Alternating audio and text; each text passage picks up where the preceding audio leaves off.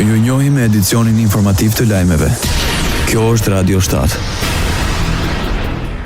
Mbledhja konstituive Këshillit Nacional për hetime financiare dhe konfiskim të pasurisë në Maqedoninë e Veriut u komentua nga koalicioni vlen si sinjal i qartë se shteti po e zhvendos betejën tek pasuritë e pajustifikuara dhe të rënjët e kapjes së sistemit. Përmes triteve sociale, koalicioni i qeverisës në Republikën e Maqedonisë së Veriut e vlerëson këtë hap si moment kthese në ndërtimin e një shteti që nuk toleron pandëshkueshmëri. Fakti që në krye të këtij mekanizmi të rëndësishëm qëndron zëvendës kryeministri Erben Fetaj, si shqiptari i parë në këtë pozicion, përfaqëson jo vetëm arritje përfaqësimi, po dhe përgjegjësi të madhe për standarde të reja integriteti dhe profesionalizmi, apelojnë nga koalicioni i vlen në Republikën e Maqedonisë së Veriut.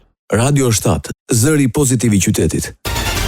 Afatet e paraburgimit u kthyen në shkak për debat në sallën e Kuvendit të Shqipërisë. Deputeti i Partisë së Lirisë Tedi Blushi në interpelancën e kërkuar me ministrin e Drejtësisë Besford Lamallari kërkoi sqarime për moszbatimin e raportit të avokatit të popullit lidhur me trajtimin e ish-presidentit të Shqipërisë Ilir Meta gjatë qëndrimit në paraburgim.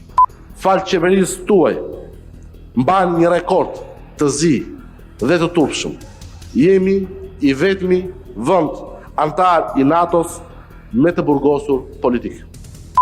Ish-presidenti i Republikës, ish-kryetari i këtij parlamenti, ish-kryeministri Ilir Meta, në mbrojtje ligjore nga Garda e Republikës, u rrëmbye dhunshëm nga bandit të maskuar dhe të armatosur. Sipas Blushit, avokati i popullit ju rikujton se pas një hetimi administrativ ka arritur në përfundimin se ndaj Metës nuk janë shkelur vetëm liritë dhe të drejtat, por dhe liritë politike e fjalës dhe mendimit.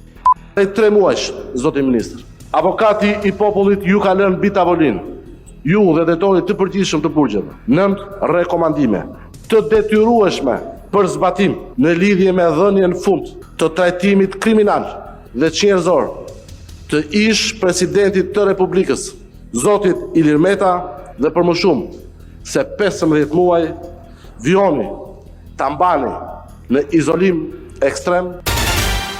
Ministri i Drejtësisë i Shqipërisë Besford Lamallari hodhi poshtë pretendimet e deputetit Partisë së Lirisë Tedi Blushi lidhur me trajtimin e ish-presidentit Ilir Meta në paraburgim. Lamallari sqaroi se në asnjë rresht raporti i avokatit të popullit nuk përdor terminologjinë trajtim denigrues dhe çnjerëzor. Ministri tha se Ilir Meta në qendrën e paraburgimit Jordan Misja trajtohet në mënyrë të barabartë me çdo të paraburgosur tjetër.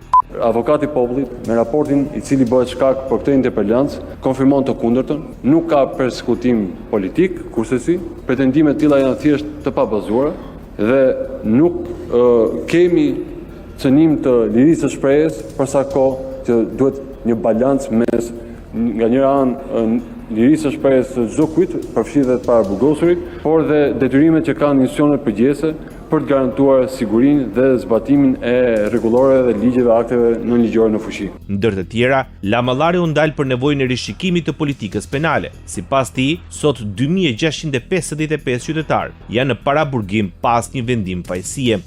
Ne kemi detyrimin që jo vetëm flasim për ta, jo vetëm të kërkojmë më shumë llogaridhënie nga institucionet, përfshirë dhe sistemin penitenciar, por përkundazi të bëjmë gjithë bashkë dhe gjejmë gjuhën e përbashkët për përmirësuar kodet, për të ulur marzhet e dënimit, të cilat për fat keq ende sot të kësaj dite trashëgojnë një mendësi të një kulture politike atavike.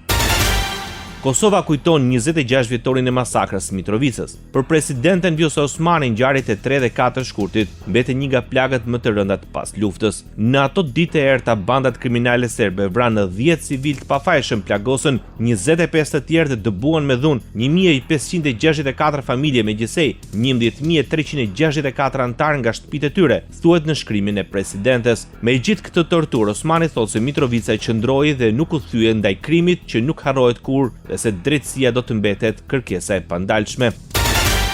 Kujtimet të masakrës së Mitrovicës ju bashkua dhe në kryetaren detyre Kuvendit Kosovës Albulena Xhiu. Natën mes 3 dhe 4 shkurtit 2000 në veriun e Mitrovicës u ekzekutuan mizërisht 10 qytetarë shqiptar, mes tyre fëmijë, gra dhe pleq. Sot, 26 vite më pas, kjo ngjarje mbetet plagë e hapur dhe e vërtet që nuk gëzon të harrohet, shkruan Albulena Xhiu. Ndoqët lajmet shkurt në Radio 7, zëri pozitiv i qytetit.